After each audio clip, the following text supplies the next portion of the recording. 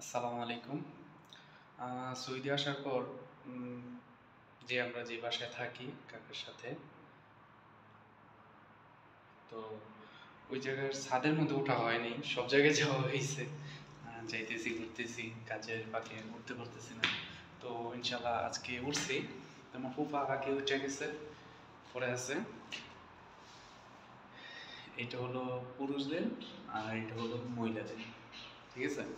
আগে পুরুষদেরটা দেখি, ঠিক আছে? এই যে পুরুষদের ছাদ, ছেলে আছে কি? এটা হলো পুরুষদের ছাদ, বিশাল বড় স্পেস।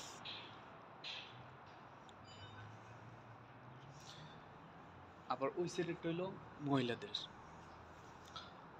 যাব মহিলাদের ওইখানে, যাব ওইখানেও নাই, মহিলা নাই।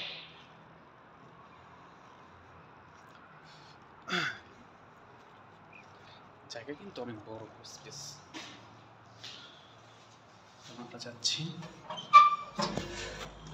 যে আমার ফুপা বসে আছে সোফার মধ্যে। যে মহিলাদের জায়গা দখল করে নিয়েছে।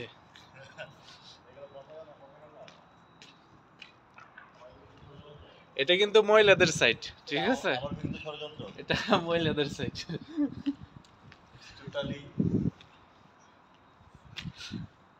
এই যে আমার ফুপা।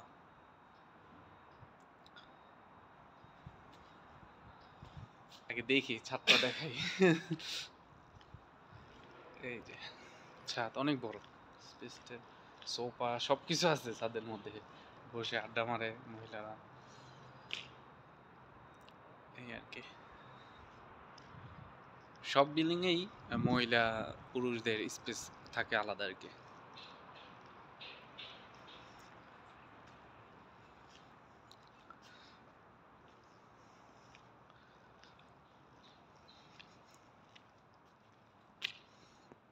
আমার বড় ফুপা এটা। সবাই আমার ফুপার জন্য দোয়া করবেন। আমার ফুপার দু একদিন পর চলে যাচ্ছে দাম্মাম। ইনশাল্লাহ ফুপার সফলতার দোয়া করি সবসময়। ফুপা যেন সফলতা পায়, আমরা যেন সফলতা পাই। ফুপা দোয়া করবেন, ঠিক আছে? আমাদের ছেড়ে চলে যাচ্ছেন, কষ্ট লাগে, একসাথে ছিলাম। কি আর করার, ভাগ্য। বিদেশের মাটিতে কার কোথায় রিজিক আছে সেটা তো বলতে পারি না। ইনশাল্লাহ সবাই আমাদের জন্য দোয়া করবেন, যাতে আমাদের সবকিছুই ভালো যায় দিনকাল। আসসালামু আলাইকুম।